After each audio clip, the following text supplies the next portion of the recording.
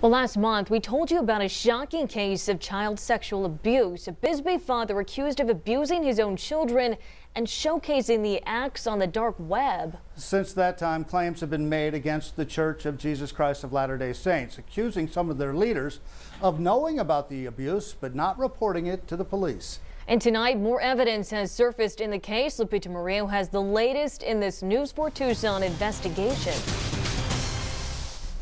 This 19-page document was just filed in Cochise County. It's in response to this 87-page civil complaint that was filed in November, detailing how the abuse and how the attorney for the children claims the church stood by and did nothing to help the children.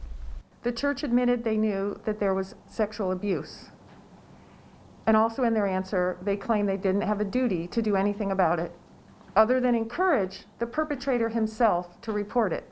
Lynn Cadigan is referring to the recently filed document by the church stating plaintiffs' claims against defendants are barred in whole or in part because defendants owed them no duty. The response comes in the case of Paul Adams. 3 of his children filed a claim against the Church of Jesus Christ of Latter-day Saints and some of its members. Adams and his wife Lisa were indicted in 2017 on a total of 27 counts of multiple charges involving sex crimes against children. Since when do perpetrators turn themselves in willingly? Adams was a Border Patrol agent caught after the Center for Missing and Exploited Children identified him in sexually explicit content with his children found on the internet. He committed suicide inside a jail cell before he could stand trial. In 2018, his wife Lisa pleaded no contest to 2 counts of child abuse endangerment. She was sentenced to 2 years in prison and was released last fall.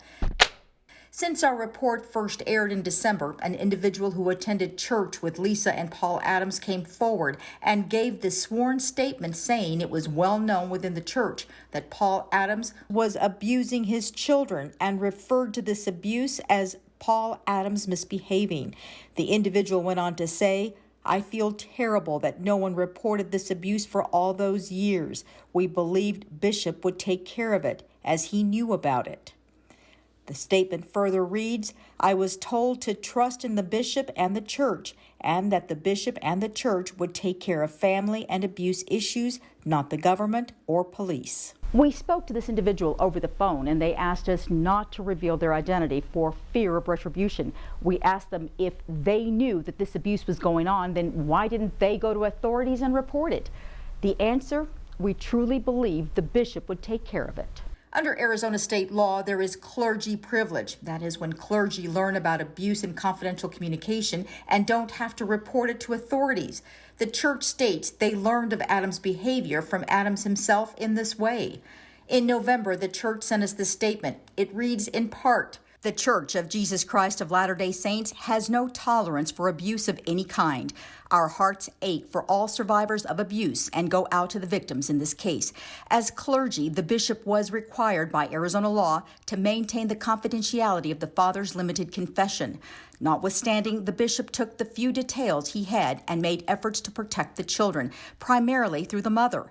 The bishop urged the family to report the abuse or give him consent to do so, but they refused.